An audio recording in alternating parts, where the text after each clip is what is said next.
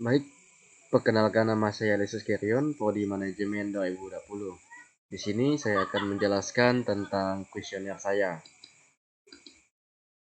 Baik, di sini kita sudah masuk ke ROM kuesioner saya. Jadi responden yang telah tersedia adalah 109 orang. Jadi ke sini item-itemnya nama lengkap, NIM dan jenis kelamin, usia, program studi, agama dan kepuasan. Dan di sini adalah jawaban-jawaban pertanyaan-pertanyaan dari jawaban kuesioner saya. Jadi di sini kita melihat dari pertanyaan responden dari formulir saya. Oke, di sini nama-nama orang, terus nama NIM. Terus di sini jenis kelamin, di sini perempuan 48,6%. Terus laki-lakinya 51,4% yang mengisi kuesioner saya. Terus di sini usianya yang paling banyak adalah 18 sampai 20 tahun, yakni 67,9%. Terus 21 sampai 24 tahun 28,4%. Terus di sini juga yang 11 sampai 17 tahun 3,7%. Jadi 25 sampai 29, 30 sampai 35 tahun tidak ada yang mengisi kuesioner saya. Karena di sini dalam lingkup kepuasan mahasiswa Institut Santibuana terhadap fasilitas lab komputer. Jadi di sini program studi yang mengisinya yang paling banyak program studi manajemen 53,2%, terus kewirausahaan 14,7%, terus pendidikan guru sekolah dasar PGSD 20,2%, terus teknologi informasi 11,9%.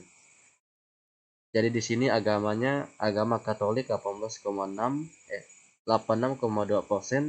Kristen 13,8%, terus Islam, Hindu, Buddha dan Konghucu tidak, alias 0. Jadi ini kepuasan mahasiswa Institut Santibuana terhadap fasilitas komputer. Tersedia fasilitas di lab komputer. Terus di sini menjawab yang tidak puas 2,8%, terus yang cukup puas 2,8% juga, terus yang netralnya 15,6%. Terus di sini yang puas 34,9%, terus yang sangat puasnya 44%. Terus ini kondisi peralatan yang dijalankan atau digunakan. Terus di sini yang paling besar adalah puas 44%. Terus kecakapan penggunaan lab komputer terhadap penjaga lab komputer. Terus di sini bisa dilihat juga data-datanya. Terus respon menjaga lab komputer terhadap pengguna lab komputer. Terus di sini juga data-datanya bisa dibaca. Terus di sini kemampuan penjaga lab komputer terhadap masalah komputer yang bermasalah. Di sini yang paling banyak itu puas 3,9%. Terus kedisiplinan penjaga lab komputer terhadap waktu lab komputer buka dan tutup. Ya maksudnya kedisiplinan penjaga lab terhadap waktu. Di sini puas yang paling besar 40,4%. Di sini kualitas sarana dan prasarana dari komputer. Di sini bisa kita baca yang satu tidak puas, yang duanya cukup puas, yang tiganya netral, yang empatnya sangat, yang empatnya puas, yang limanya sangat puas. Terus kebosanan komputer di sini juga bisa kita baca sendiri. Terus kenyamanan lab komputer di sini juga kita baca sendiri. Terus bagian aspek duanya kenyamanan dilihat dari pengguna lab komputer. Maksudnya dari mahasiswa, dosen, staf dan sebagainya untuk menggunakan lab komputer. Kenyamanan kita belajar di lab komputer di sini juga bisa tertera data histogramnya, terus ketetapan waktu pemakaian lab komputer. Di sini juga bisa kita lihat sendiri. Terus kenyamanan kita terhadap lab komputer. Di sini juga kita bisa baca sendiri lewat histogram hasil respondennya. Terus pengaturan lab komputer. Di sini juga kita bisa dilihat sendiri. Baik di sini dalam uji kuesioner saya.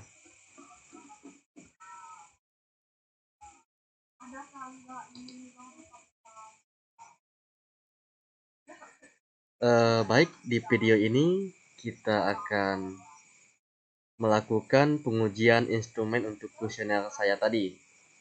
Terus di sini saya sudah menyiapkan SPSS dan ini data-data data responden dari kuesioner saya tadi. Terus kita menguji data instrumennya. Berikut caranya kita blok dari kesediaan tadi. Oke. Terus di sini kita copy, terus kita masuk di data SPSS. Terus di sini kita data view. Terus di sini kita paste.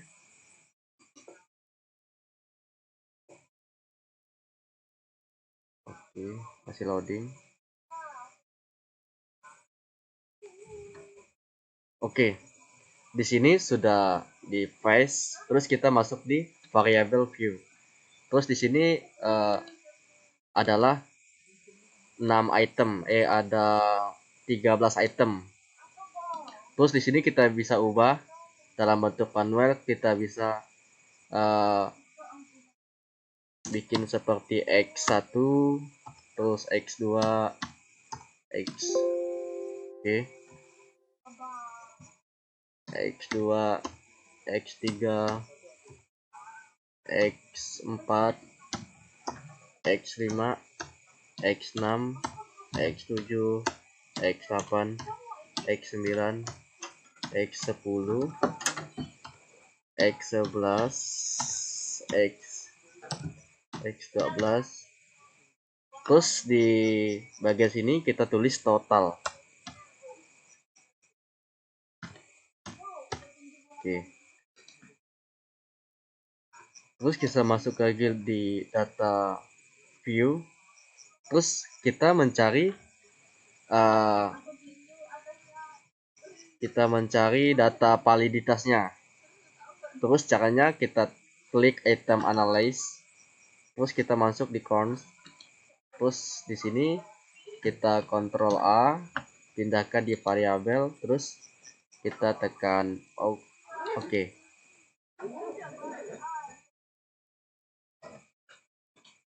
Baiklah, di sini sudah jelas. Jadi semua data kuesioner saya tadi sudah valid. Terus yang saya pakai di sini kita menggunakan 100 responden. Terus data persennya itu, data yang dari 100 respondennya itu adalah 0,195. Terus kita lihat di sini, lihat di totalnya ini, terus lihat di bagian item 1, kita lihat 3,18, terus valid. Karena dia di atas daripada 1,95. 0,195 maksudnya. Terus di sini 436 valid. Terus di sini kita bisa lihat sendiri data-data semuanya yang saya ujikan tadi adalah valid. Terus kita masuk di data SPSS lagi. Terus kita di sini tidak hanya melihat validitas, terus kita disuruh juga lihat reliabilitas supaya bisa formal. Terus di sini kita di scale, terus variabel analis, terus di sini kita kontrol A.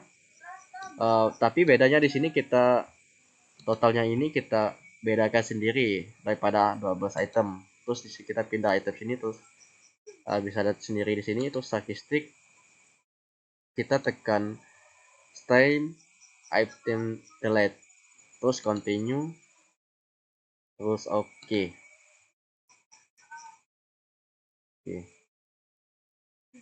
Jadi di sini kita sudah mendapatkan data reliabilitasnya.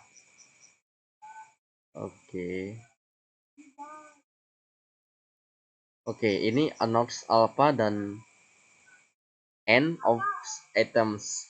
Jadi itemnya tadi 12, terus di sini datanya alfanya valid. Bisa teman-teman lihat sendiri.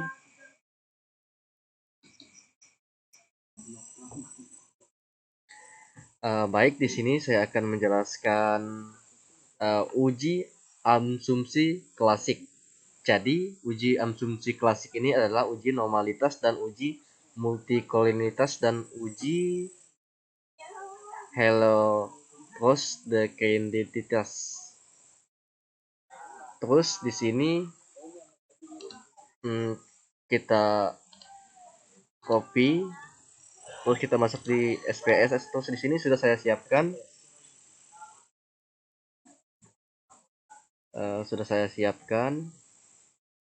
Terus kita masuk data view.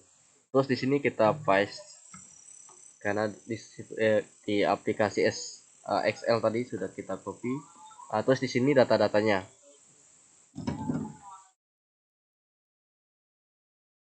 Oke, ini data-datanya. Oke, langsung aja ke ujinya. Kita uji normalitas dulu. Terus kita masuk di linear.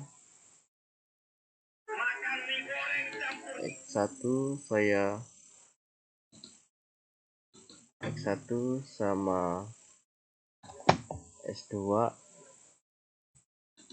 saya pindahkan di independen.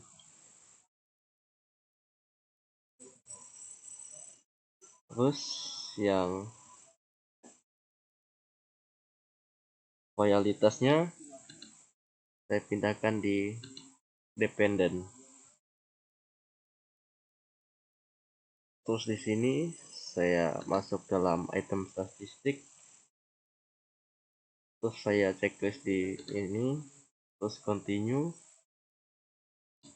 Nah, di plotnya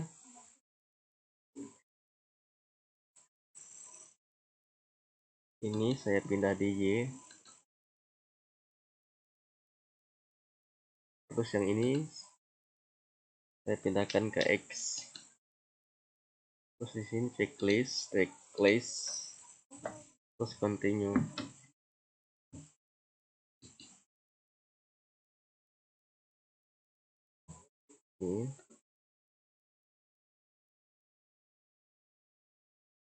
Terus di bawah ini langsung saya continue, langsung oke. Terus di sini hasil output yang hasilnya akan kita interpretasikan. Oke.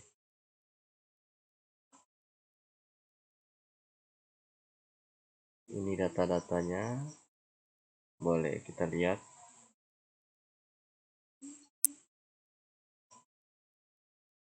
Jadi di sini saya akan bahas uji asumsi klasik. Ada 3, yaitu uji normalitas, kedua uji kolinialitas, terus yang ketiga itu ada uji Petrus kedasticitas.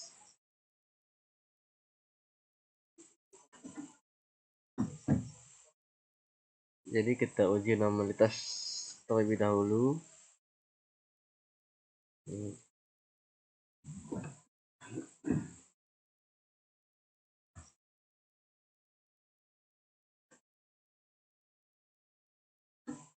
Nah, ini adalah hasil histogramnya, bisa dikatakan normal. Kita bisa lihat dari hasilnya ini, apa dia ngebentuk gunung seperti ini, kayak gini, itu bisa dikatakan normal gitu. Tapi kita juga tidak bisa berasumsi sendiri. Ini adalah kita punya data, kita juga harus punya bukti. Terus jadi yang kedua ini adalah T-plot, bisa kita lihat berdasarkan normal pivot of regression standar residual. Nah, apa akan dikatakan normal apabila bentuk titik-titik ini garis diagonalnya, jadi misalnya mengikuti seperti ini, bisa dikatakan normal. Nah, sampai sini kita paham. Terus yang terakhir itu yang kurang.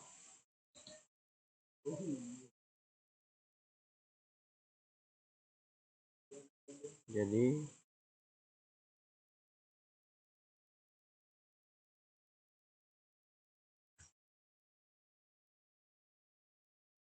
ya, yang Y ini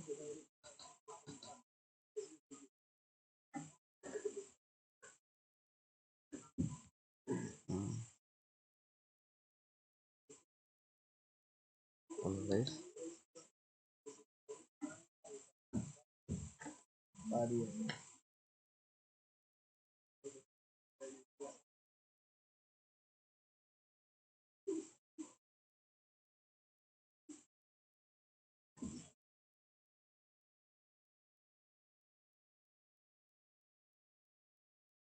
Terus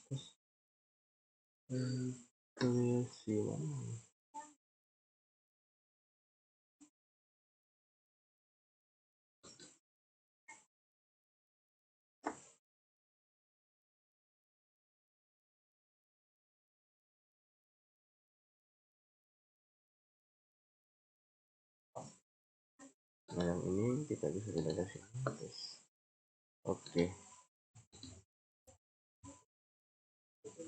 Nah, ini adalah uji Kolmogorov graph serendipitousnya.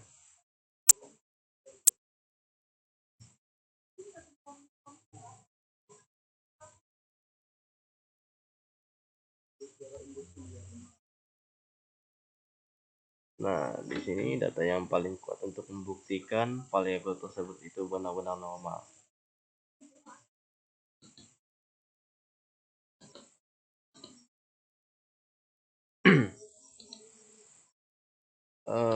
Jadi di sini adalah data hasil uji asumsi klasik. Jadi bisa kita lihat di sini data model SAMI, data NOVA, data dan sebagainya. Terus di sini sudah saya menjelaskan tadi tentang histogram.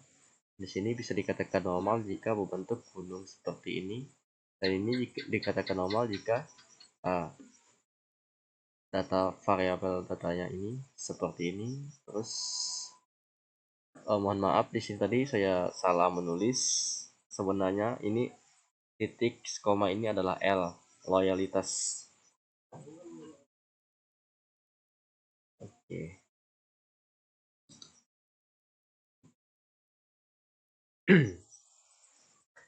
Baiklah, di sini saya akan menjelaskan uji regresi linear berganda. Nah, baik. Di sini data kuesionernya. Terus kita blok yang tidak ini. Kita Ctrl C. Oke. Tunggu sebentar, ada kesalahan.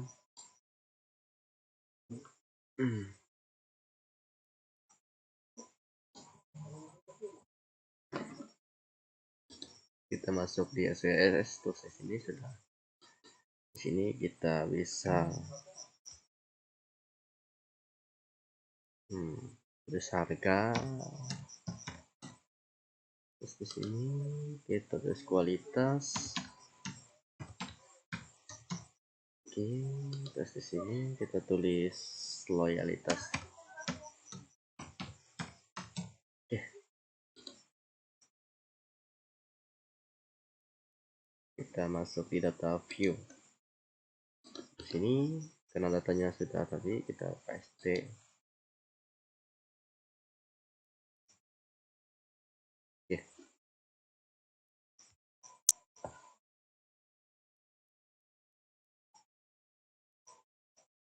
Hasilnya seperti ini. Langsung aja kita klik analyze, terus ke regression, terus ini linear. Nah, di sini ada dependent dan independent.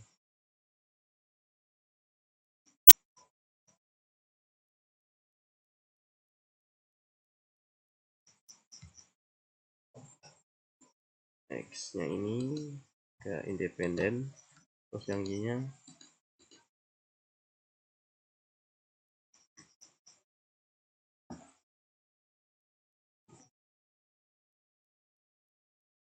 di sini kasih stick saya, terus continue. Oke.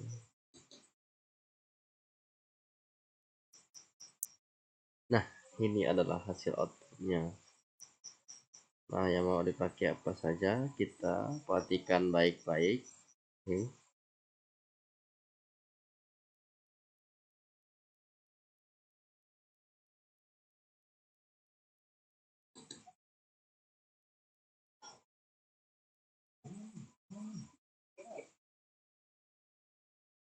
Di sini saya di sini.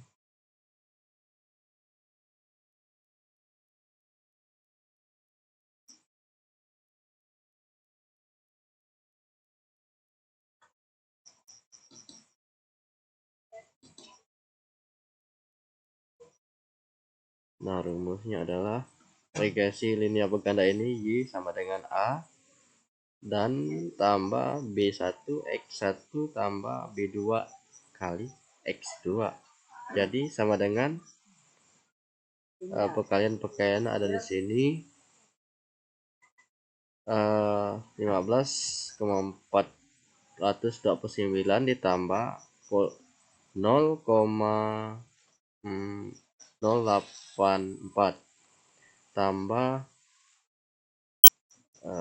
terus di sini kita lihat yang sini.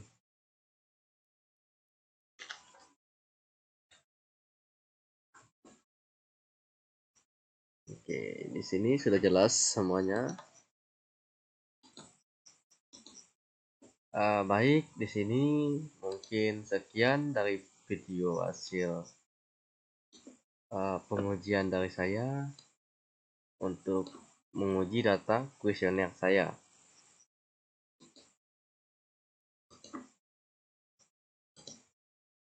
Ya, oke. Baik, akhir kata kurang lebih dari apabila banyak kekurangan dari video-video saya atau banyak kesalahan atau banyak kekeliruan, saya minta maaf. Tuhan memberkati.